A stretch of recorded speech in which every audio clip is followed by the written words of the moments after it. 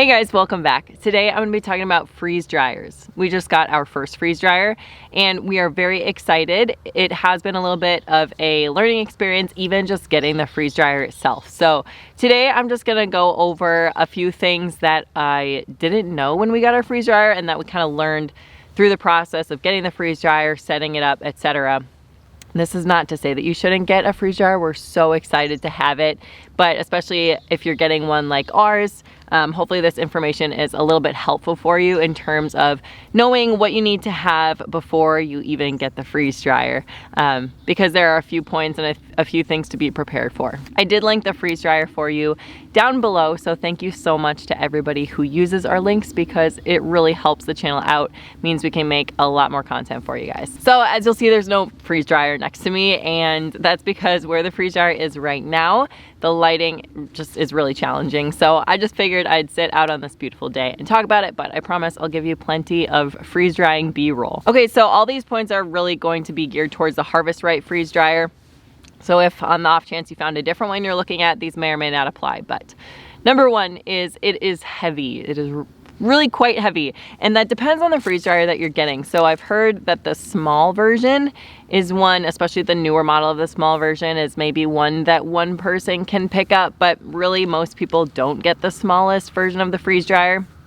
Most people get the medium or even the larger XL, because the small, it can hold, like, it's definitely better to have than not have a freeze dryer, but we got the medium and it definitely required two people to pick it up. So depending on what you get, it will weigh more or less. And not only that, but also the package itself comes with a bunch of different stuff. It's not just the freeze dryer. So just for the medium, which is almost the entry level size, it was over 200 pounds. So something to know is that if you order a freeze dryer, you're going to need to know how to get it inside, because most delivery companies won't bring it inside for you. Just be prepared to have a team in place to get the thing inside and get it where you need to be.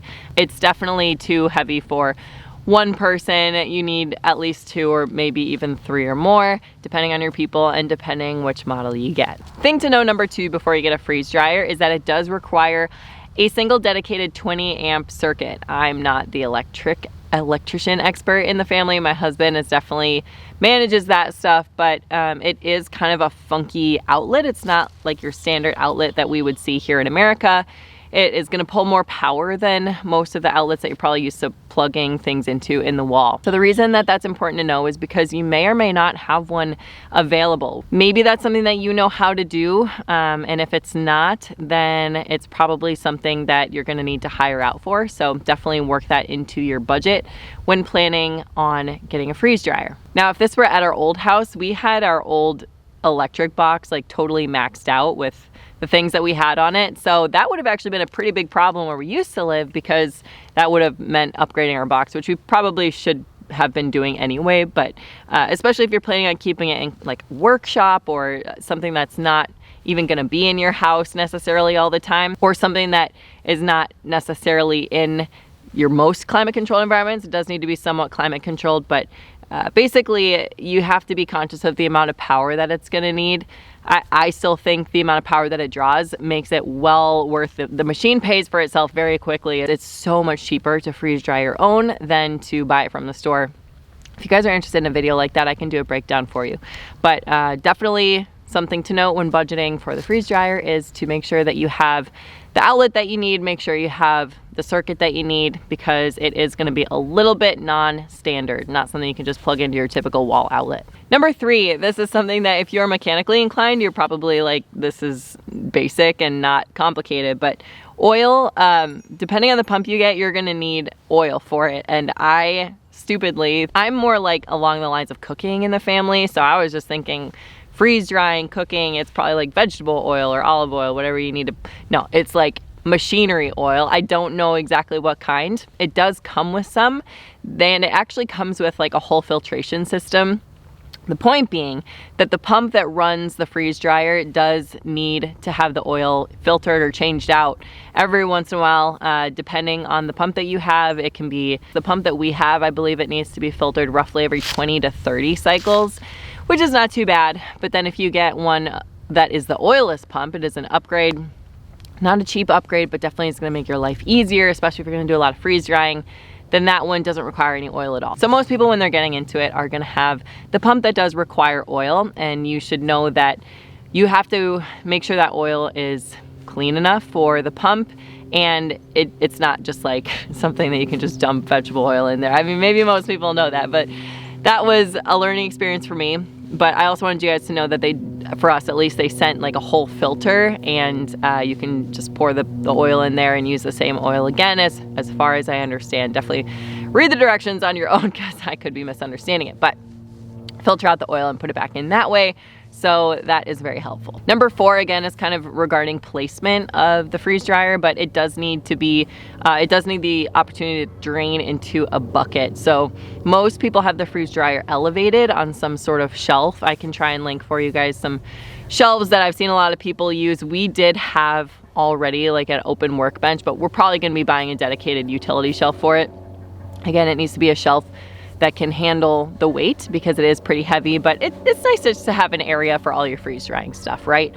So it needs to be elevated because as it's sucking the water out of the food, it needs to be able to drain the water somewhere, which people typically just have drain into a bucket. Number 5 thing to know, if you've been watching any YouTube videos or anything about freeze drying, you probably already know this, but the cycles can take a really long time. It's not something that takes 45 minutes or that even necessarily takes an hour or two. Many of the cycles are taking 24 to 36 hours, and my understanding is that they can even take up to like over 45 hours. At some point, you do want to be concerned if it's taking too long, that maybe things aren't working properly, or maybe the food is not meant to be freeze dried. But definitely a good thing to know that the cycles take a long time, so you can kind of plan how much you're freeze drying. Also, you can plan which model you're getting, because obviously the bigger models are more expensive. So that's a pretty good reason. If you're planning on doing a lot of freeze drying, it's a good reason to get those bigger models, is because the cycles do take a really long time. So you can definitely freeze dry more food, and you can also save on energy because you're just freeze drying more food per cycle if you have those bigger models. So finally, number 6 thing to know before you get a freeze dryer is it actually comes with a bunch of stuff.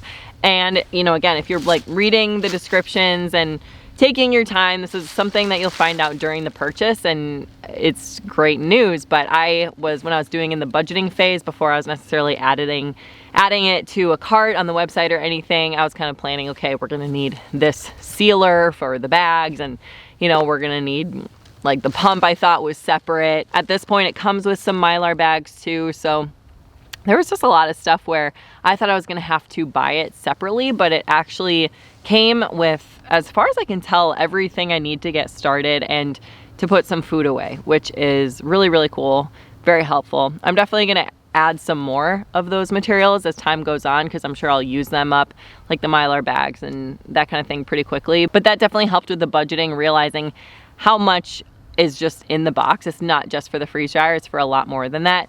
And I really appreciate that personally. It was just pretty much saying, here's what you're gonna need, and it's gonna cost this amount, but not trying to kind of sell something to me and then say later on, oh hey, by the way, you need this too, and it's gonna be this much more. So that was something I really appreciated. So those are the 6 things that I have been surprised to learn along the way in the process of getting our freeze dryer. So for us, I think definitely the delivery was a bit of a process, and then also the energy requirements and the circuit requirements, that kind of thing, did throw us for a bit of a loop. So something I wanted to put out there for other people before I forget and move on to the exciting part of the actual freeze drying, which I am so excited to get started on. I think I'm gonna start off on some easy stuff and then obviously move pretty quickly to like eggs. We're definitely gonna freeze dry some eggs and powdered milk, that kind of thing. So very excited, but I hope this was a little bit helpful for anybody out there who's considering getting a freeze dryer or has just thought about it. Again, it's been a really positive experience. I just want people to have as few surprises as possible, but we're excited that almost everything is in place that needs to be in place now. Hopefully some of the content we'll be able to put out with the freeze dryer will be helpful too. Thanks for watching today, and we'll see you next time.